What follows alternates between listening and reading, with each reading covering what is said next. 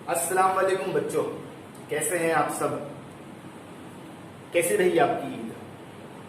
मैं उम्मीद करता हूं कि आपकी ईद अच्छी गुजरी होगी। हाँ, थोड़ा सा दुख हुआ होगा कि वो जो यहाँ वहाँ से ईदी मिलती थी वो इकट्ठा नहीं हुई। तो क्या हुआ, आगे भी इंशाल्लाह ऐसी बहुत सारी ईद आनी है, वहाँ पे इकट्ठा कर लेना। चलो पढ़ाई के ताल्लुक से बात करते हैं। आज जो मैं लेक्चर लूंगा, तो जैसे ही लेक्चर खत्म होगा हमारा 3.4 फिनिश हो चुका होगा। 3.4 फिनिश हो चुका होगा मतलब अलजेब्रा में चैप्टर नंबर 3 खत्म हो चुका होगा। चैप्टर नंबर 3 को खत्म कराने के बाद मैं अलजेब्रा में ही चैप्टर नंबर 1 शुरू करूंगा। ज्योमेट्री नहीं शुरू करने का मकसद ये है कि हम चाहते हैं कि ज्योमेट्री आपको क्लास में सिखाया जाए, तो वो ज्यादा अच्छे समझ में आएगा। तो वेट कर रहा हूं कि लॉकडाउन कब हटे तो हम ज्योमेट्री को क्लास में सिखाएं। इन केस अगर लॉकडाउन काफी आगे एक्सटेंड होगा तो हम उसके भी लेक्चर रिकॉर्ड करना शुरू कर देंगे। उसके लिए आप टेंशन मत लो, ये हमारा काम है।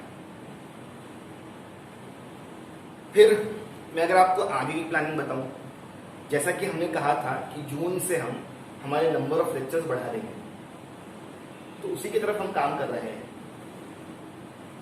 जो हम अब ऑल्टरनेट डेज पे एक वीडियो अपलोड करते हैं, जैसे ही जून शुरू होगा हम डेली बेसिस पे 2 वीडियो अपलोड करना शुरू कर देंगे।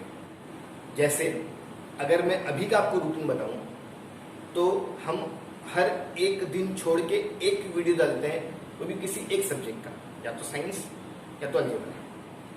लेकिन जून में क्या होगा मालूम, अगर वो मंडे है तो मंडे को 2 सब्जेक्ट के वीडियोस आएंगे, फिर ट्यूसडे को 2 सब्जेक्ट्स के, वेडनेसडे को 2 सब्जेक्ट के, थर्सडे को 2 सब्जेक्ट के, फ्राइडे को सैटरडे को 2 सब्जेक्ट के, और संडे आपको वीडियोस नहीं आएंगे। जो हम अब तक आपको सिर्फ साइंस और अलजेब्रा के वीडियो दे रहे थे, जून से हम आपको बाकी सब्जेक्ट के भी वीडियोस देना शुरू कर देंगे। क्या होगा टाइम टेबल, वो आप तक व्हाट्सएप के थ्रू आ जाएगा। फिलहाल तो मैंने कुछ कॉमन से चीज क्लास को लेकर शेयर किया हूं कि ऐसे ऐसे आगे होने वाला है, ठीक है। तो ये तो थी हमारी तरफ की बात कि हम ऐसा सोच रहे हैं या हम ऐसा करने वाले हैं। आप क्या कर रहे हैं। मैंने कहा था कि पहले सबसे गाइड अरेंज करो। क्या आपने गाइड अरेंज की? अगर गाइड अरेंज हो गई है तो हर सब्जेक्ट से 3-3 चैप्टर पढ़ दो। जिनके 3-3 हो चुके वो आगे भी जा सकता है, कोई गम नहीं है। तो क्या आपने ऐसा किया? हर चीज आप क्या क्लास से ही उम्मीद करते हो? आप अपनी तरफ से क्या करो? तो मुझे वो लर्निंग वाला पार्ट चाहिए। कभी भी एग्जाम अनाउंस हो जाए, कभी भी क्लास खुले, कभी भी कॉलेज खुले, कभी भी स्कूल खुले, आप अपने आप को तैयार करके रखो। फिर कुछ बच्चों ने कहा था सर हमारे पास गाइड तो है ही नहीं, हम अरेंज नहीं कर पा रहे हैं। तो हमने उसका भी एक रास्ता निकाला था। हमने नवनीत का PDF फॉर्म देना शुरू किया। कुछ बच्चों ने लिया और बहुत सारे बच्चों ने नहीं लिया। तो जो बहुत सारे बच्चों ने नवनीत की PDF अब तक नहीं ली हमसे, वो क्लास आए और हमसे ले, हमसे कांटेक्ट करें, है ना। देखो धीमे धीमे दिन गुजर रहा है। आपसे बाद में कोई ये नहीं पूछने वाला कि कितना कोरोना हुआ था और किसको हुआ था, सब आपसे रिजल्ट ही पूछने वाले हैं। तो हमको उसके लिए भी तो काम करना है। बहुत आराम हो गया, अब काम पे लग जाओ और तेजी से भागो, ठीक। मेरी कही हुई चीजों को ध्यान में रखो और उस पर अमल करो। अब चलते हैं सम की तरफ। 3.4 सम नंबर 4। अगर मैं आपको 3.4 थोड़ा सा रिवाइज करवाऊं कि मैंने पिछले लेक्चर में क्या कहा था या मैंने पिछले लेक्चर में क्या किया था, तो देखो 3.4 को मुझे ये नहीं पता बाकी लोग या बाकी सर क्या बोलते हैं, लेकिन 3.4 को मैं अरिथमेटिक का वर्ड प्रॉब्लम कहता हूं। अब अगर वो अरिथमेटिक का वर्ड प्रॉब्लम है तो 2 फॉर्मूले से मैं शुरुआत करता हूं। टोटल दिखा तो SN का फॉर्मूला, टोटल नहीं दिखा तो TN का फॉर्मूला। फॉर्मूला लिखने बाद मैं फॉर्मूले को बदलता हूं मांगे हुए के हिसाब से। मैं फॉर्मूले के लिए वैल्यू अज्यूम करके लाता हूं, फॉर्मूले में वैल्यू भेजता हूं, सॉल्व करता हूं, मेरा आंसर आ जाता है। ये तो बात रही पिछले लेक्चर की। अगर मैं आज के सम की बात करूं तो आज के सम में हल्का हल्का चेंज होगा। क्या चेंज होगा वो हम सम के दौरान देखेंगे। ठीक है, चलो सम देखते हैं। आप देखो मैंने क्वेश्चन बोर्ड पे लिख के रखा, अगर आपको दिख रहा है तो ठीक, वरना आप अपने टेक्स्ट से देखो, है ना। चलो सम देखते हैं। मैंने 3 हिस्सा छोड़ दिया हूं। एज यूजुअल जो आखिरी वाला है वो क्या है, रफ। ये आखिरी वाला आपके काम के लिए नहीं है, आपको सिर्फ यही 2 जगह पे काम करना है। ये वाला हिस्सा मैं अपने लिए इस्तेमाल करता हूं ताकि मैं यहाँ पे अपना रफ काम कर सकूं और आपको अच्छे से समझा सकूं। ठीक है, तो मेरा पिछला लेक्चर याद करो, मैंने पिछले लेक्चर में भी 3 जगह छोड़ा था। आखिरी जगह किसके लिए, रफ के लिए। इसको आपको फेयर में दिखाना नहीं है, ये सिर्फ मैं इस्तेमाल करूंगा ताकि मैं आपको समझा सकूं। आपको किसी को समझाना है क्या, नहीं ना, तब खाली 2 फेयर पार्ट लेके चलो। आ रही बात समझ में। चलो 3.4 वर्ड प्रॉब्लम। सबसे पहला स्टेप फॉर्मूला चुनने का। बोलो बोलो 3.4 वर्ड प्रॉब्लम। सबसे पहला स्टेप फॉर्मूला चुनने का। 2 ही फॉर्मूले होते हैं, या तो टीएन का फॉर्मूला या तो एसएन का फॉर्मूला। अब देखते हैं कौन सा फॉर्मूला इस्तेमाल होगा। चलो उसके लिए क्वेश्चन पढ़ते हैं। There is an auditorium. Auditorium auditorium किसे कहते हैं, वो जगह जहां पे आप आवाज सुन सको। अगर आप अपने क्लासरूम में हो तो वो ऑडिटोरियम है, क्योंकि आप वहां पे बैठ के टीचर की आवाज सुनते हो। अगर आप किसी सिनेमा हॉल में हो तो वो ऑडिटोरियम है, क्योंकि वहां पे आप बैठ के आवाज सुनते हो। तो वो जगह जहां पे आप आवाज सुन सको उसे हम ऑडिटोरियम कहते हैं। ठीक है, तो देयर इज एन ऑडिटोरियम। मैं मान के चलता चलो, ठीक, ये रहा ऑडिटोरियम, रेक्टेंगल शेप का। कहीं मेंशन नहीं है लेकिन मैं मान ले चलो रेक्टेंगल शेप का auditorium with 27 rose of seat. अगर मैं ऐसी तिरछी लाइन खींचू ना हॉरिजॉन्टल, तो हॉरिजॉन्टल लाइन रो इंडिकेट करती है। रो 1, रो 2, रो 3, रो 4, ऐसी ही कितनी रो है, 27 रो है। बात समझ में आ रही है। एक ऑडिटोरियम है और उसमें 27 रो है। एक ऑडिटोरियम है और उसमें 27 रो है ना। वर्टिकल को हम कॉलम कहते हैं और हॉरिजॉन्टल को हम रो कहते हैं। तो क्वेश्चन कहता है एक ऑडिटोरियम है उसमें 27 रो है। बहुत अच्छी बात है। There are 20 seat in the first row. ये मेरी सीरीज, पहले रो में 20 सीट है। 22 सीट इन सेकेंड रो, दूसरे रो में 22 सीट है। 24 seat in third row and so on. यही सिलसिला चलता है। अब अगर मैं सिलसिले की बात करूं या अगर मैं पैटर्न की बात करूं तो आप देखो जैसे जैसे रो बढ़ रही है ना वैसे वैसे 2-2 सीट बढ़ रही है। पहले 20 था, फिर 22 हो गया, फिर 24 हो गया। सही है। पहले रो में 20 सीट है, दूसरे में 22 है, तीसरे में 24 है और यही सिलसिला चलता रहा। अगर ऐसा हो रहा है find the number of seat in 15th रो।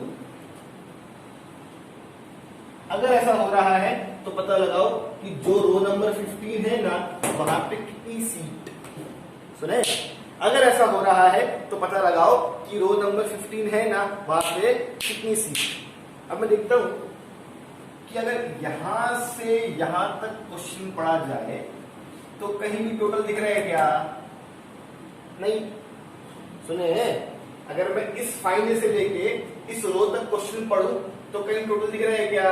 नहीं। तो अगर मैं इसके लिए काम करूंगा ना तो टीएन के फॉर्मूले से काम करूंगा। टीएन का फॉर्मूला अप्लाई करूंगा, उस टीएन को T15 पे चेंज करूंगा क्योंकि मुझे 15 रो का हिसाब चाहिए। फॉर्मूले में जो चीज लगेगी वो ढूंढ के लाऊंगा, फॉर्मूले में पुट करूंगा और at the end T15 find कर लूंगा। जैसे ही मुझे T15 मालूम पड़ जाएगा मैं इस चीज का पता लगा चुका होऊंगा कि रो नंबर 15 में कितनी सीट है। तो ये तो रहा एक का। आगे भी जो क्वेश्चन है, क्वेश्चन खत्म नहीं हुआ है। क्वेश्चन कहता है जाओ, अगर आप इस चीज का पता लगा पा रहे हो कि रो नंबर 15 में कितनी सीट है, तो एक और काम करो, total find how many total seat are there in the auditorium. सुने हैं? तो सबसे बड़ा चेंज ये है कि पिछले लेक्चर में सिर्फ एक ही चीज मांगी जा रही थी या एक ही बार मांगा जा रहा था, और अगर मैं आज के सम की बात करूं जिससे मैंने शुरुआत किया हूं, यहां पे दो चीज मांगी जा रही है। एक रो नंबर 15 में कितनी सीट, दूसरा पूरे ऑडिटोरियम में कितनी सीट। तो सबसे जरूरी ये है कि आप क्वेश्चन अच्छे से समझो, बाद में सॉल्व कैसे करना तो आपको आता ही है। तो सबको समझ में आया? फिर से एक बार क्वेश्चन देख लेते हैं, है ना। देखो, एक ऑडिटोरियम है, उसमें पूरी रो कितनी है? 27। कितनी रो है? 27। पहले रो में कितनी सीट? 20, दूसरे में 22, तीसरे में 24, और यही सिलसिला चलता जा रहा है। अगर ऐसा हो रहा है तो पता लगाओ रो नंबर 15 में कितनी सीट। तो ये पहला मांगा हुआ कि रो नंबर 15 में कितनी सीट। दूसरा मांगा हुआ टोटल।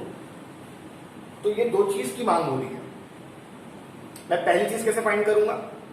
तो आप बोलोगे पहले को फाइंड करने के लिए कहीं भी टोटल नहीं दिखाई दे रहा है तो टीएन से काम हो जाएगा। टीएन का फॉर्मूला लिखूंगा, उस टीएन को D15 पे चेंज करूंगा, फॉर्मूले को जो वैल्यूज देगी वो ढूंढ के लाऊंगा, पुट करूंगा, सॉल्व करूंगा, मेरा पहला वाले का आंसर आ जाएगा। अगर बात है दूसरे वाले को फाइंड करने की, टोटल दिखाई दे रहा है, टोटल के लिए एसएन का फॉर्मूला अप्लाई करूंगा, एसएन के फॉर्मूले के लिए वैल्यूज ढूंढ के लाऊंगा या ढूंढ के रखी होगी, वैल्यू पुट करके सॉल्व करके अपना आंसर लाने का अपने को दोनों काम हो जाएगा। बात समझ में आ रही है? बात समझ में आ रही है? तो मैंने आपको एक रफ फिगर दिया कि इस तरह से हम काम करने वाले हैं। चलो फिर शुरू करते हैं, ठीक है। चलो देखो, दो फॉर्मूला इस्तेमाल होने वाला है, एक टीएन का फॉर्मूला और एक एसएन का फॉर्मूला।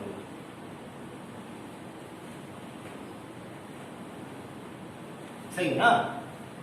समझ गया रहेगा आपको कि क्यों दो फॉर्मूला।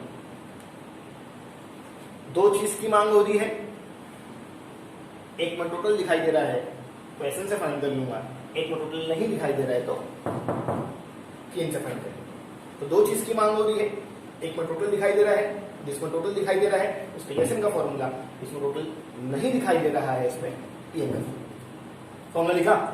पहला स्टेप पूरा हो गया। दूसरा स्टेप, फॉर्मूले को चेंज करो। चलो पहले काम करते हैं। टी का टी, एन का 15। अब बोलोगे क्यों 15? क्यों नहीं 20, क्यों नहीं 25, क्यों नहीं 100? 15 ही क्यों? तो मैं कहूंगा किस चीज की मांग हो रही है? रो नंबर 15 में कितनी सीट है ना। किस चीज की मांग हो रही है? रो नंबर 15 में कितनी सीट। तो अगर रो 15 मांगा है तो टीएन को T15 पे चेंज करूंगा। अगर रो 20 मांगता तो टीएन को T20 पे चेंज करता। अगर रो 30 मांगता तो टीएन को T30 पे चेंज करता। फिलहाल जैसी मांग वैसा बदलाव। चलो, क्या मैंने एन को 15 से बदला? हाँ, असम्पशन करना पड़ेगा। चलो, ये 15 क्या है? ये एन को जिस 15 से बदला गया, ये 15 क्या है? अब बोलोगे 15 तो रो है, रो। तो कैसे लिखोगे? नंबर ऑफ रो। क्या लिखोगे? नंबर ऑफ रो। देखो, एन को 15 से बदले,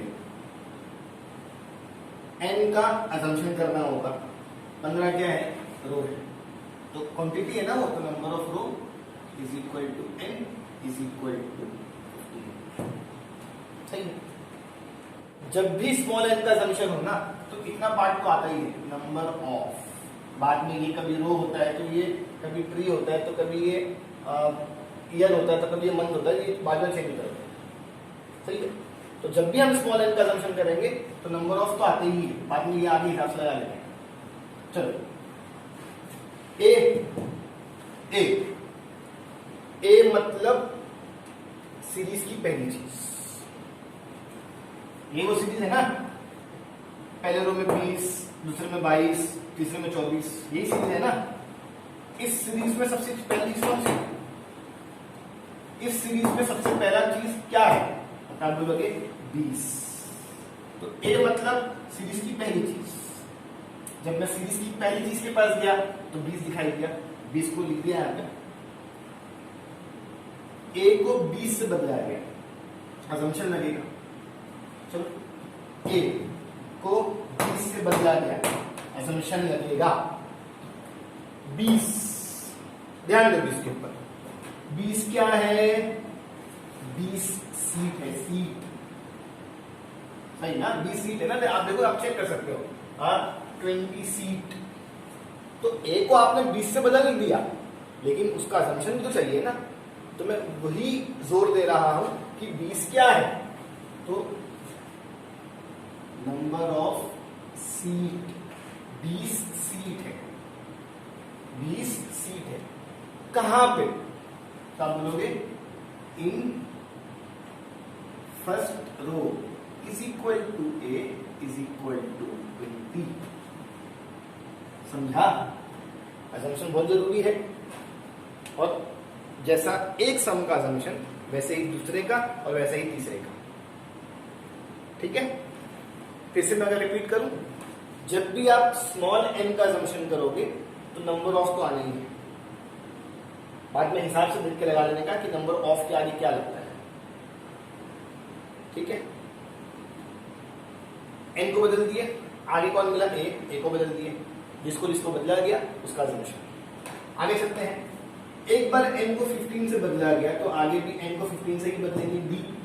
डी का कोई असम्पशन मत करो, डी को शॉर्ट में काउंट कर लो। शॉर्ट में काउंट करने के लिए हम क्या करते हैं बताओ? हम पीछे से माइनस करते हैं। 24 को माइनस करेंगे 22 से, फिर 22 को माइनस करेंगे 20 से। कितना बच गया? ये पहला पार्ट, ये दूसरा पार्ट। यहां माइनस करोगे तो भी 2 आएगा, यहां माइनस करोगे तो भी 2 आएगा। सही है। मैंने हर उस चीज का असम्पशन कर लिया जो दिया हुआ था। सुन रहे हो? मैंने हर उस चीज का असम्पशन कर लिया जो दिया हुआ था। अब उसका असम्पशन जो मांगा है, P15 मांगा है ना। क्या मांगा है? P15। रो 15 में कितनी सीट? रो 15 में कितनी सीट है इसका पता लगाओ, मतलब P15 मांगा है ना। चलो, मैंने क्या कहा था? मांगे हुए का असम्पशन कैसे करते हैं? मांगे हुए का असम्पशन अगर करना है तो क्वेश्चन के आखिरी में जो मांगा हुआ है वही असम्पशन है। The number of seat. देखो मैं ये कॉपी कर रहा हूं, फाइंड हटा दो, आगे से जोड़ दो। The number of seat in 15th row is equal to P15 और ये अपने को चाहिए। इस तरह से मैंने फॉर्मूले की हर वो चीज अज्यूम कर लिया जिसकी जरूरत थी। अब इसको खत्म करते हैं और इसके पास चलते हैं। चलो, P15 तो मैं ढूंढ रहा हूं। 20 का 20, 15 में से 1 गया 14, 14 इंटू 2 28। P15 की तो मैं खोज में हूं, 28 और 20 48। तो अगर कोई मुझसे पूछे कि रो नंबर 15 में कितनी सीट थी तो मैं कह सकता हूं रो नंबर 15 में 48 सीट थी। तो ये आपका पहला वाला आ गया। अब दूसरा फॉर्मूला तैयार है। फॉर्मूला तैयार है ना, मैंने पहले लिख दिया था। अब वही काम, इसको भी जो लगेगा उसको अज्यूम करते रहेंगे। चलो शुरू करते हैं। आपके मन में अब सवाल आ रहा होगा कि सर SN को किस पे चेंज करते हैं? क्या SN को S20 पे चेंज करते हैं? क्या SN को S30 पे चेंज करते हैं? तो मैं कहूंगा क्वेश्चन पढ़ो। अगर लगे ना कि 20 लोगों का हिसाब मांग रहा है तो SN को S20 पे चेंज कर देना। अगर लगे कि 30 लोगों का हिसाब मांग रहा है तो SN को S30 पे चेंज कर देना। तो मैंने हमेशा कहा जैसी मांग वैसा बदलाव। तो अगर आप देखो तो क्वेश्चन कहता है how many total seat are there in the auditorium? Auditorium में कितनी सीट? इसका पता लगाना है। तो देखो ऑडिटोरियम में पूरी कितनी रो है? 27 रो। कितनी रो है? 27 रो। तो हमसे अगर क्वेश्चन कहता है पूरे ऑडिटोरियम में कितनी सीट, मतलब इनडायरेक्टली वो हमसे मांग रहा है पूरे 27 रो में कितनी सीट। समझ में आ रहा है? लिंक करो, जोड़ो जरा एक दूसरे से, कड़ियां जोड़ो।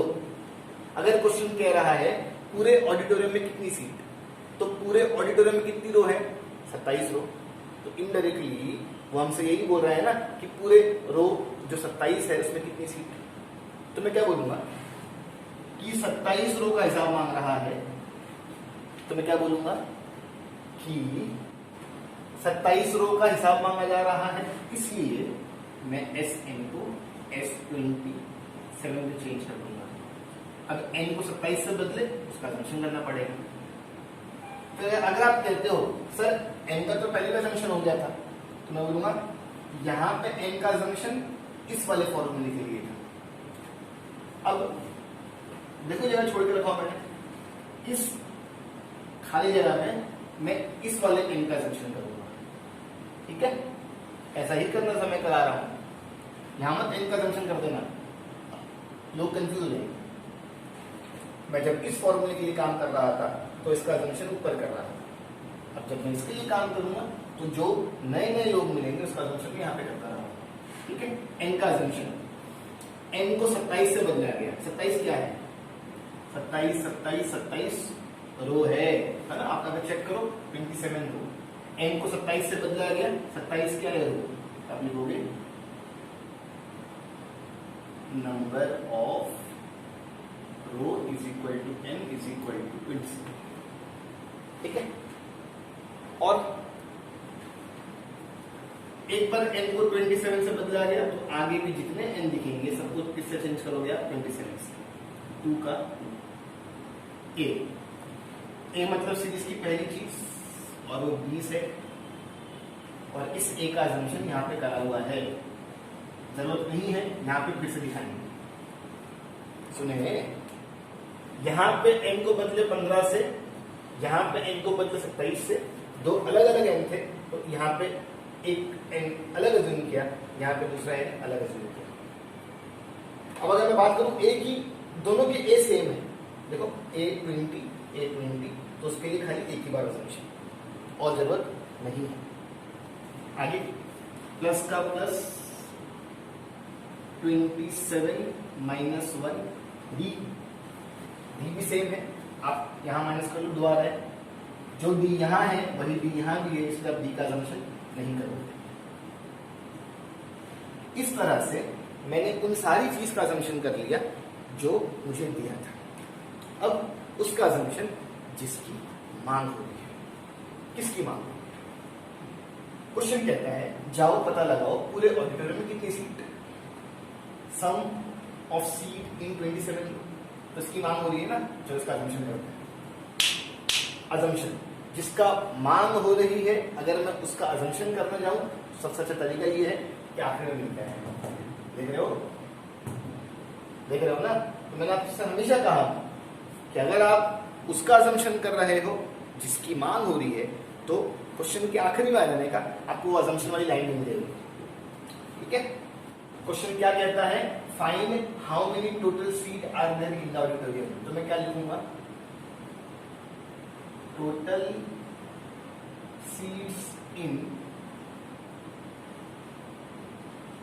Auditorium is equal to S27, और मैं इसकी यूज करूंगा। दिखा मैंने क्या किया? जब n को बदला तो n का असम्पशन, जब a को बदला तो a पहले से अज्यूम किया हुआ था, जब b को बदला b पहले से अज्यूम किया हुआ था। इन सब में से S27 चाहिए, तो S27 को भी मैंने अज्यूम कर दिया। बस सॉल्व करते चलो। S27 चाहिए, अगर मैं इसे काटूंगा तो लोग डेसिमल में आ जाएंगे। फिलहाल मैं वेट करूंगा यहाँ पे सॉल्व होने का। यहाँ पे सॉल्व करके एक वैल्यू आएगी, इसको काटूंगा तब डेसिमल में नहीं आएगा, तो ज्यादा आसान होगा। चलो 20 दो बार 40, 27 में से दिया 26, 26 इंटू 2 52। S27 इस ब्रैकेट और इस फ्रैक्शन के बीच में कुछ नहीं मतलब मल्टीप्लाई, इस ब्रैकेट और इस 27/2 के बीच में कुछ नहीं मतलब मल्टीप्लाई, इसमें मल्टीप्लाई लिखा है 52 + 40 92, 2 1 2, 2 4 8, 2 6 12, 27 × 46। अब आप क्या करोगे, अब आप मल्टीप्लाई कर दो, आपका आंसर आ जाएगा 1 2 4 2। मल्टीप्लाई करके देख लेना, ठीक है, रफ में कहीं पे थोड़ा सा रिवाइज करें सबको। चलो देखते हैं, देखो 3.4 को मैं क्या बोलता हूं, अरिथमेटिक का वर्ड प्रॉब्लम। अगर वो अरिथमेटिक का वर्ड प्रॉब्लम है तो हम दो ही फॉर्मूला इस्तेमाल करते हैं, या तो SN का फॉर्मूला या तो PN का फॉर्मूला। अगर टोटल दिखाई दिया तो SN का फॉर्मूला, अगर टोटल नहीं दिखाई दिया तो PN का फॉर्मूला। ये वो सम था जिसमें दो चीज की मांग हो रही थी। जब पहली चीज की मांग हुई तो टोटल नहीं दिखाई दे रहा है, तो पहली चीज को ढूंढने के लिए मैंने PN का फॉर्मूला अप्लाई किया, और जब दूसरी चीज की मांग हुई तो टोटल दिखाई दे रहा है, दूसरी चीज को ढूंढने के लिए मैंने SN का फॉर्मूला अप्लाई किया। अजम्पशन करते रहा, जैसे जैसे मैंने लोगों को बदला मैंने क्या करता रहा, अजम्पशन। जब लोग अलग थे, जैसे यहाँ पे एक बार n को 15 से बदला, यहाँ पे n को 27 से बदला, तो इनका अलग अलग अजम्पशन हुआ उनके फॉर्मूले के ऊपर। लेकिन जब लोग एक जैसे थे, जैसे a यहाँ भी 20 से बदला गया, a यहाँ भी 20 से बदला गया, तो मैंने अलग अलग अजम्पशन नहीं किया, एक कॉमन अजम्पशन किया, ठीक है। अजम्पशन किया, वैल्यूज पुट किया, सॉल्व किया, ये क्या आ गया अपना आंसर। जब क्वेश्चन ने पूछा कि रो नंबर 15 में कितनी सीट, तो मैंने बोला रो नंबर 15 में 48 सीट। और जब क्वेश्चन ने कहा कि पूरे ऑडिटोरियम में कितनी सीट, तो मैंने कहा पूरे ऑडिटोरियम में 1 to 4 सीट। इस तरह से मैंने सम नंबर 4 फिनिश कर दिया। अब हम चलते हैं सम नंबर 5 पे। नंबर 5 एकदम ध्यान से, थोड़ा सा लेवल अप हो रहा है, ध्यान देना। देखो हम लोग को ना 3.3 में एक कॉन्जिक्यूटिव टर्म वाले सम थे, याद है? पहला असम्पशन, पहली कंडीशन से पहला इक्वेशन को सॉल्व करो एक अल्फाबेट, दूसरी कंडीशन से दूसरा इक्वेशन को सॉल्व करो एक और अल्फाबेट। वो जो दो अल्फाबेट है, या तो ए होगा या तो डी होगा, उस ए और डी को असम्पशन में पुट करो, सॉल्व करो, अपना आंसर आ जाएगा। बस वही कॉन्जिक्यूटिव टर्म वाले सम का कंसेप्ट यहाँ पे भी है। फिर अगर बोलोगे सर ऐसा कैसे, अगर वही कंसेप्ट है तो इसको वहां होना चाहिए था ना, तो मैं बोलूंगा कभी कभी सम ना अलग अलग जगह पे पुट कर दिया जाता है ताकि लोग कंफ्यूज हो, तो अपने को कंफ्यूज नहीं होना है। बात समझ में आ रही है? तो जैसे ही आपको अगर ये सम एग्जाम में दिखेगा बोर्ड में, कारगिल वाला सम, कौन सा? कारगिल वाला सम, तो आप फटक से अपने आप को बोलोगे कि हाँ ये आया तो है 3.4 में, लेकिन कंसेप्ट कौन सा है? 3.3 का कॉन्जिक्यूटिव टर्म वाला कंसेप्ट है, ठीक है। फिर अगर आप कहते हो कि सर आपको कैसे मालूम पड़ा, फिर मैं बोलूंगा ये देखो, ये Monday to Saturday, Monday to Saturday, Monday, Tuesday, Wednesday, Thursday, Friday, Saturday. Monday के बाद ट्यूसडे, ट्यूसडे के बाद वेडनेसडे, वेडनेसडे के बाद थर्सडे, थर्सडे के बाद फ्राइडे, फ्राइडे के बाद सैटरडे। तो एक कॉन्जिक्यूटिव हुआ ना। तो यहाँ पे आपको कहीं भी कॉन्जिक्यूटिव लिखा नहीं दिखेगा, लेकिन यहाँ पे मंडे टू सैटरडे बोला है ना, तो अगर आप डेज का अरेंजमेंट देखो तो वो कॉन्जिक्यूटिव टाइप है। समझ में आ रहा है? तो थोड़ा सा लॉजिकल, या मैं कहूँ थोड़ा सा कंसेप्चुअल सन, जो 3.3 में साफ तौर पे कहा जाता था फाइंड 3 कॉन्जिक्यूटिव टर्म या फाइंड 4 कॉन्जिक्यूटिव टर्म, यहाँ पे साफ तौर पे नहीं किया गया है, लेकिन जो डेज का अरेंजमेंट है ना वो कॉन्जिक्यूटिव टाइप है। तो हमको समझ जाना है कि हाँ मंडे टू सैटरडे डेज जो होते हैं वो कॉन्जिक्यूटिव तरह के होते हैं, कॉन्जिक्यूटिव एक के बाद एक। तो यहाँ पे जो अरेंजमेंट दिया हुआ है डेज का, वो एक के बाद एक दिया है, तो उसको हमें कॉन्जिक्यूटिव टर्म वाला सम मान के चलिए। ठीक, चलो कैसे, थोड़ा सा हमको स्टेटमेंट इस्तेमाल करना होगा अगर ये सम एग्जाम में आया। देखो मैं क्या बोलूंगा, पहले सम पढ़ लेते हैं। Kargil temperature was recorded in a week from Monday to Saturday. Kargil एक जगह है, जैसे मुंबई एक जगह है, बिहार एक जगह है, जैसे कारगिल भी एक जगह है इंडिया में। तो वहां पे ना टेम्परेचर को मेजर किया गया, तापमान को मापा गया। तो क्या देखा गया, ऑल रीडिंग वेरिंग एपी। हाँ, ये बहुत जरूरी है। तो जो भी रीडिंग आई ना वो एपी में है, मतलब एक कॉमन पैटर्न शो कर रहा है। आगे, the sum of the temperature of Monday and Saturday was 5 degree Celsius more than sum of the temperature of Tuesday and Saturday. ये आपकी पहली कंडीशन। पहली कंडीशन से पहला इक्वेशन को सॉल्व करने पे एक अल्फाबेट। तो ये आपकी पहली condition. If the temperature of Wednesday was -30 degree Celsius, ये आपका दूसरा condition. Find the temperature of other 5 day. ठीक है, पता लगाओ जो बच गया 5 दिन। वेडनेसडे तो उसने दिया है कि वेडनेसडे को -30 डिग्री सेल्सियस, तो जो बच गया 5 दिन, मतलब मंडे बच गया, ट्यूसडे बच गया, थर्सडे बच गया, फ्राइडे बच गया, सैटरडे बच गया, तो जो बच गया 5 दिन उसका टेम्परेचर अपने को पता लगाना है। समझ में आ रहा है? समझ में आ रहा है? एक बार फिर से जोड़ेंगे। अगर ये कारगिल वाला सम आया तब क्या बोलोगे, कारगिल वाला सम 3.3 में वो जो कॉन्सेक्यूटिव वाले सम है उस जैसा है। कॉन्सेक्यूटिव वाले सम में क्या होता है, सबसे पहले अजम्पशन, उसके बाद पहली कंडीशन से पहला इक्वेशन, दूसरी कंडीशन से दूसरा इक्वेशन। पहले इक्वेशन को सॉल्व करोगे एक अल्फाबेट, दूसरे इक्वेशन को सॉल्व करोगे दूसरा अल्फाबेट। वो अल्फाबेट कौन से होंगे, ए और डी। उस ए और डी को पुट करोगे कहाँ पे, अजम्पशन पे। तो अगर वो 3.3 का कॉन्सेक्यूटिव बेस सम है तो मेरी ये सोच है। वही अगर मैं इस 3.4 की बात करूं तो हमने इससे पहले जो सम सॉल्व किया उसमें अलग सोच थी। वहां पे पहले अपन फॉर्मूला चुनते हैं, है ना। 3.4 के इसके अलावा जो सम है, चाहे वो सम नंबर 1, 2, 3, 4 या 6 हो, 3.4 में इसके अलावा जो सम है वहां पे अलग सोच। वहां पे अपन पहले फॉर्मूला लेके आते हैं, फॉर्मूले को जो लगता है उसको अज्यूम करते हैं। बात समझ में आ रही है? तो ये भले से 3.4 का सम है, सुन रहे हो, ये भले से 3.4 का सम है, लेकिन मैं इसको 3.4 जैसा सॉल्व करूंगा नहीं, मैं इसको 3.3 जैसा सॉल्व करूंगा। और क्या स्टेप्स होंगे मैंने 2 बार डिस्कस कर चुका हूं आपसे। बात समझ में आ रही है? अगर स्टेप्स को सुनना चाहो तो फिर से लेक्चर रिवाइंड करो और सुन सकते हो। सम शुरू करें, देखो मैं कैसे शुरू करूंगा। मैं लिखूंगा since temperature from Monday to Saturday are in AP. सही है? मैं ऐसा कह रहा हूं कि जो दिया हुआ रीडिंग है या जो दिया हुआ टेम्परेचर है मंडे टू सैटरडे का वो एपी में है।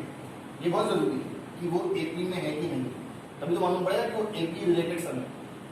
तो मैंने कहा सिंस जो टेम्परेचर है ना मंडे से सैटरडे तक वो एपी में है, therefore let the temperature from Monday to Saturday be। तो पहले मैंने बताया कि जो लोग हैं वो एपी में हैं। फिर मैं अपना अजम्पशन फिनिश कर रहा हूं। सही, अजम्पशन ए प्लस बी, ए प्लस 2b, ए प्लस 3b, ए प्लस 4d, ए प्लस 5d। लिखा 1, 2, 3, 4, 5, 6। अगर आप मंडे से सैटरडे तक देखो तो 6 दिन होते हैं। तो ये रहा 6 दिन का अजम्पशन।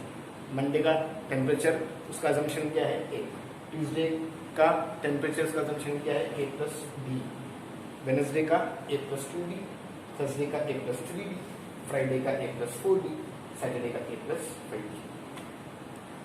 समझ में आ रहा है? तो जो हमारे कॉन्सेक्यूटिव बेस्ड सम होते हैं, टर्म बेस्ड सम होते हैं, उसमें सबसे पहला स्टेप होता है अजम्पशन। मैंने अजम्पशन फिनिश कर दिया। तो इस तरह से हमारा पहला पार्ट खत्म हो गया, अजम्पशन समझ में आया। अब अगर मैं थोड़ी सी बात अजम्पशन पे करूं तो 3.3 में अजम्पशन कैसे होने हैं वो दिया था। अगर आप अपना टेक्स्ट बुक टर्न करके देखो ना और उसमें आखिरी के 3 सम देखो तो आप आपका अजम्पशन दिया होगा कि अगर वो 3 है तो उसका अजम्पशन a + 2d तो a, तो ऐसा करके अजम्पशन होगा। आप इस सम को देखो, क्या इस सम में अजम्पशन दिया है? नहीं दिया है ना। तो जब क्वेश्चन अजम्पशन दे तो जरूरी हो जाता है कि हम क्वेश्चन का अजम्पशन लिखें, और जब क्वेश्चन ने अजम्पशन नहीं दिया है तो हमारा ऐसा अजम्पशन होगा। देखिए मैंने कैसे शुरू किया, a से शुरू किया, आगे बढ़ा a + d, फिर आगे बढ़ा a + 2d, फिर आगे बढ़ा a + 3d, a + 4d, a + 5d, a + 6d, a + 7d, a + 8d, a + 9d, a + 10d। तो जैसे जैसे आप बढ़ोगे आपका d बढ़ता जाएगा। तो इस तरह से आप अजम्पशन कर सकते हो। फिलहाल मेरे को 10d या 20d या 100d तक नहीं जाने का है, मुझे सिर्फ कितना जाने का है? 6, है ना। Monday, Tuesday, Wednesday, Thursday, Friday, Saturday, 6 दिन हुआ ना। तो 6 दिन का अजम्पशन देखो, 1 2 3 4 5 6। ये मंडे रिप्रेजेंट कर रहा है, ये ट्यूसडे, ये वेडनेसडे, ये थर्सडे, ये फ्राइडे, ये सैटरडे। तो 6 दिन की बात हो रही थी, मैंने 6 दिन का अजम्पशन कर लिया। अगर 4 दिन की बात होती तो मैं 4 दिन का अजम्पशन कर लिया होता। अगर 2 दिन की बात होती तो मैं 2 दिन का अजम्पशन कर लिया होता। फिलहाल यहाँ पे क्वेश्चन ने अजम्पशन नहीं दिया था, 6 दिन की बात हो रही थी, तो मैंने 6 दिन का अजम्पशन कर लिया। इस तरह से अपन ने अजम्पशन खत्म कर दिया। अब पहली कंडीशन से पहला इक्वेशन, एक अल्फाबेट, दूसरी कंडीशन से दूसरा इक्वेशन, दूसरा अल्फाबेट, वो 2 अल्फाबेट आएंगे, अजम्पशन पुट करना, अपना आंसर आएगा। चलो पहली condition, the sum of temperature of Monday and Saturday was 5 degree Celsius more than sum of temperature of Tuesday and Saturday. ठीक, इस 10 से लेके इस सैटरडे तक आपकी पहली कंडीशन है। और the temperature of Wednesday was -30 degree Celsius. इस 10 से लेके -30 डिग्री सेल्सियस तक आपका दूसरा इक्वेशन। इस 10 से लेके -30 डिग्री सेल्सियस तक आपका दूसरा कंडीशन है।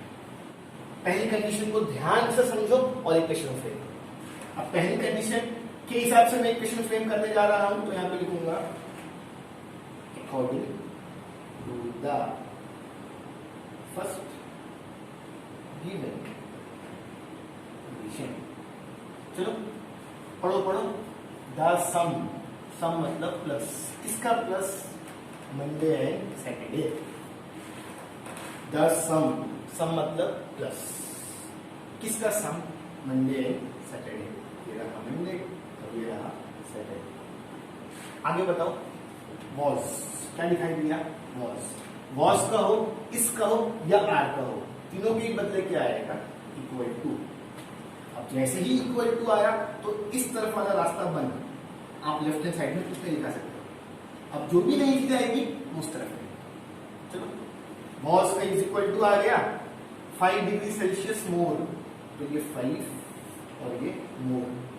फिर आप बोलोगे सर इतनी सारी जगह छोड़ के वहां क्यों लिख दी? तो मैं कहूंगा यहां पे मैं इंतजार करता हूं कि कोई प्रोडक्ट वाले लोग आएंगे। अगर क्वेश्चन में प्रोडक्ट वाले लोग दिखे तो इनकी एंट्री आने लगी। अगर क्वेश्चन में प्रोडक्ट वाले लोग नहीं दिखे तो जो है उसकी एंट्री आने लगी। फिलहाल तो मैं जगह बना के रखा हूं कि यहाँ पे कौन आएगा? प्रोडक्ट वाला लोग। 5 डिग्री सेल्सियस मोर, हाँ 5 मोर, देन सम। मैं प्रोडक्ट का इंतजार कर रहा था। प्रोडक्ट, क्या मुझे प्रोडक्ट दिखाई दिया? नहीं। क्या दिखाई दिया? सम। तो जो है वो है और जो नहीं है उसको मत दिखाओ। तो मैं जगह छोड़ के रखा था कि प्रोडक्ट वाले लोग आएंगे। क्या प्रोडक्ट दिखा? नहीं। क्या दिख रहा है? सम। तो मैं क्या दिखाऊंगा? सम। अब किसका sum? Tuesday and Saturday. Tuesday क्या है? a प्लस बी, सैटरडे क्या है? a plus 5। आई बात समझ? इस तरह से आपका इक्वेशन फ्रेम हो गया। अब इसको धीमे धीमे करके सॉल्व करो, आपको या तो a मिलेगा या तो b मिलेगा। फिर दूसरी कंडीशन से दूसरा इक्वेशन ले आना, वहां से भी एक चीज मिल जाएगी और उसको फिर अजम्पशन पुट करके सॉल्व करना, आपका आंसर आ जाएगा। चलो एक बार फिर से देखते हैं इक्वेशन कैसे बना। सम मतलब प्लस, किसका सम? मंडे एंड सैटरडे का। मंडे का क्या है? a है। सैटरडे का क्या है? a प्लस 5d है। वॉज मतलब इज इक्वल टू 5 मोर, जगह छोड़ के रखा था प्रोडक्ट वालों के लिए, प्रोडक्ट तो है नहीं, जो है उसको लिख दो, सम है तो सम को लिख दिया। किसका सम? ट्यूसडे एंड सैटरडे, ये रहा ट्यूसडे और ये रहा सैटरडे।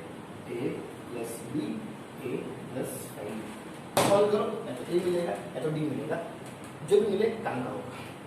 सॉल्व करें, चलो। बीच में इज इक्वल टू है, मैं सेम टर्म सेम साइन काट सकता हूं। बीच में इज इक्वल टू है, मैं सेम टर्म सेम साइन काट सकता हूं। बीच में इज इक्वल टू है, मैं सेम टर्म सेम साइन काट सकता हूं। इस पॉजिटिव 5 को ना इधर शिफ्ट कर दो, तो आप बोलोगे पॉजिटिव 5 क्या हो गया? नेगेटिव 5, और यहां से क्या बच गया? डी, और ये रहेगी मेरी डी की वैल्यू। तो जो मैं कह रहा था ना, पहले कंडीशन से पहला इक्वेशन और उस पहले इक्वेशन से एक अल्फाबेट, आई बात समझ में? आई बात समझ में, है ना? जरा एक बार फिर से देखना। तो बीच में इक्वल टू है, मैं सेम टर्म सेम साइन काट सकता हूँ, एक बार ए कैंसिल। बीच में इक्वल टू है, मैं सेम टर्म सेम साइन काट सकता हूँ। बीच में इक्वल टू है, मैं सेम टर्म सेम साइन काट सकता हूँ। प्लस 5 को यहां भेज दो, डी मिल गया, इसको सीधा कर दो। डी की वैल्यू कितनी है? -5। और यहाँ पे मैंने पहले कंडीशन से पहला इक्वेशन फ्रेम किया और मेरे पास एक अल्फाबेट आ गया। अब दूसरे कंडीशन से दूसरा इक्वेशन, वहां से भी अल्फाबेट आ जाएगा, दो अल्फाबेट मिलेंगे, उसको अजम्पशन में पुट करेंगे, अपना आंसर आने शुरू हो जाएगा। चलो दूसरे कंडीशन चलते हैं। According to the second given condition, जो चीज बट ऑब्वियस है या जो आपको आता है उसको मैं ऐसे लिख दे रहा हूं, आप लेकिन पूरा लिखना, इसलिए मत डाल के मत छोड़ना, पूरा कंडीशन लिखना। ठीक है, क्या लिखा मैंने? According to the second given condition. क्या बोलती दूसरा condition? The temperature of Wednesday was -30 degree Celsius. Temperature of Wednesday a plus 2d, है ना? यहाँ पे कोई अगर आप दूसरी कंडीशन देखो तो कहीं भी आपको सम या प्रोडक्ट या कुछ दिख रहा है क्या? मोर या लेस कुछ दिख रहा है क्या? नहीं दिख रहा है ना, एकदम सादा सा है। द टेम्परेचर, किसका टेम्परेचर? वेडनेसडे का। तो ये मंडे, ये ट्यूसडे, ये वेडनेसडे, वेडनेसडे का टेम्परेचर वाज मतलब इज इक्वल टू -30 डिग्री। ठीक है, तो जो दूसरी कंडीशन है वो बहुत आसान है। वेडनेसडे का टेम्परेचर कितना? -30। यहाँ पे कोई लेस नहीं, कोई मोर नहीं, कोई प्रोडक्ट नहीं, एकदम सादा सा था। ठीक है, क्या मैं यहाँ पे रुक जाऊं? अब बोलोगे नहीं, यहाँ से एक अल्फाबेट फाइंड करो। चलो फाइंड करते हैं। ए की तो मैं खोज में हूं क्योंकि यहाँ पे डी मिल चुका है, प्लस का प्लस, 2 का 2। इस 2 और इस डी के बीच में कुछ नहीं, मतलब मल्टीप्लाई, ऐसे होता है ना। इस 2 और इस डी के बीच में कुछ नहीं, मतलब मल्टीप्लाई। क्या मैं डी जानता हूं? हाँ, दो साइन साथ में है तो रहेंगे। अब मैं जो भी काम करूंगा मैं ए को ढूंढने के लिए करूंगा। जैसे ये पूरा एक है, plus minus minus 2 5 10 is equal to -10। दिख रहा है? मैंने आपको पहले भी कहा था, अगर वो मल्टीप्लाई होगा तो पहले साइन पड़ी जाएगी, बाद में नंबर और बाद में अल्फाबेट। तो मल्टीप्लाई ही तो हो रहा है ना, तो पहले साइन पड़ेगी, प्लस माइनस माइनस 2 5 10। मुझे ए चाहिए, मुझे ए चाहिए, तो ए अकेला होना चाहिए। -10 को उधर भेज दो, प्लस माइनस प्लस माइनस, 30 में से 10 गया 20, और बड़े नंबर की साइन। तो जो मैंने पहले भविष्यवाणी किया था, जैसा मैंने पहले आपको रफली समझाया था कि पहली कंडीशन से पहला इक्वेशन एक अल्फाबेट, दूसरी कंडीशन से दूसरा इक्वेशन और उससे दूसरा अल्फाबेट। देखो ऐसा हुआ कि नहीं हुआ? 2 अल्फाबेट मिले। अब क्या है, 2 अल्फाबेट को बारी बारी करके असम्पशन में पुट करते जाओ, आपका आंसर आना शुरू हो जाएगा। ठीक है, चलो शुरू करें। पहला, टेम्परेचर ऑन मंडे। सबसे पहले मंडे होगा ना, अगर मंडे टू सैटरडे है सबसे पहले क्या होगा? मंडे। तो सबसे पहले मैं मंडे को फाइंड करता हूँ। क्या है मंडे का टेम्परेचर? ए। क्या मैं ए जानता हूँ? अब तो लोग हाँ, -20। अब चूंकि टेम्परेचर की बात हो रही है तो हम टेम्परेचर को कैसे दिखाएंगे, डिग्री सेल्सियस। आई बात समझ में? आप -20 पेंट नहीं करोगे, आप -20 डिग्री सेल्सियस पेंट करोगे। ठीक, जिस तरह से आपने मंडे के लिए काम किया हो वैसे काम Tuesday, Wednesday, Thursday, Friday, Saturday के लिए।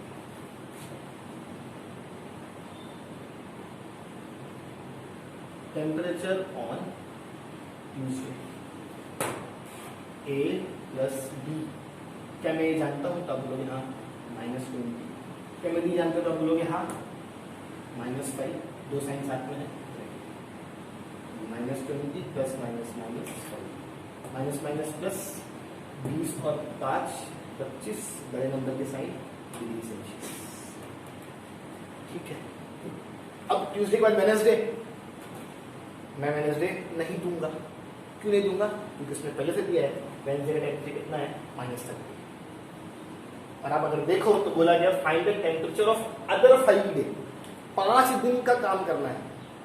तो ध्यान में आ रहा है, मंडे दिया, ट्यूसडे दिया, वेडनेसडे नहीं दूंगा कि वेडनेसडे तो उसने पहले से मेंशन करके रखा हुआ है। वेडनेसडे के बाद temperature on Thursday, Monday Tuesday Wednesday Thursday, A + 3। क्या मैं ए जानता हूं? आप बोलोगे हाँ -20, 3 का 3। क्या मैं नहीं जानता तो आप बोलोगे हाँ बी कितना है, -5, दो साइन साथ में है, ब्रैकेट सॉल्व करो। -20 एज इट इज, एक है ना, मल्टीप्लाई हो रहा है, पहले साइन पड़ी है, एक है ना, मल्टीप्लाई हो रहा है, पहले साइन पड़ी है, प्लस माइनस माइनस, 3 5 15,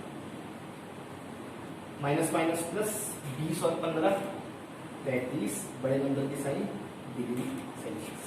तो ये रहा आपका मंडे, ये रहा आपका ट्यूसडे, ये रहा आपका थर्सडे। इसी ही तरह आप फ्राइडे भी काउंट कर लेना, सैटरडे भी काउंट कर लेना, आपका सम खत्म हो जाएगा। ठीक है, मैं उम्मीद करता हूँ कि आप इस आगे वाले पार्ट को फिनिश कर दोगे। मैं अब अगर आपसे बात कहूँ तो इस 3.4 में सिर्फ एक सम बच गया है। मैं उस एक सम को चाहता हूं कि आप खुद से करो। नहीं कर पा रहे हो कोई गम नहीं, जब हमारे रेगुलर लेक्चर शुरू होंगे क्लास के अंदर तब मैं आपको करवा दूंगा, लेकिन आप उससे पहले उसको ट्राई करोगे।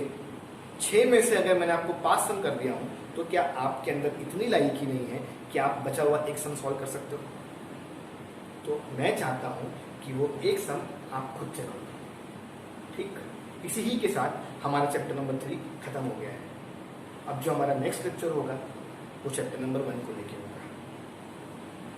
घर पे खूब पढ़ाई करो, और ये जो वक्त है ना, ये जो दौर है, इसमें हमने तो अपनी तरफ से पूरी कोशिश की है, लेकिन आप भी अपनी तरफ से पूरी कोशिश करो अगर आप अच्छा चाहते हो। अल्लाह हाफिज, अपना ध्यान रखो।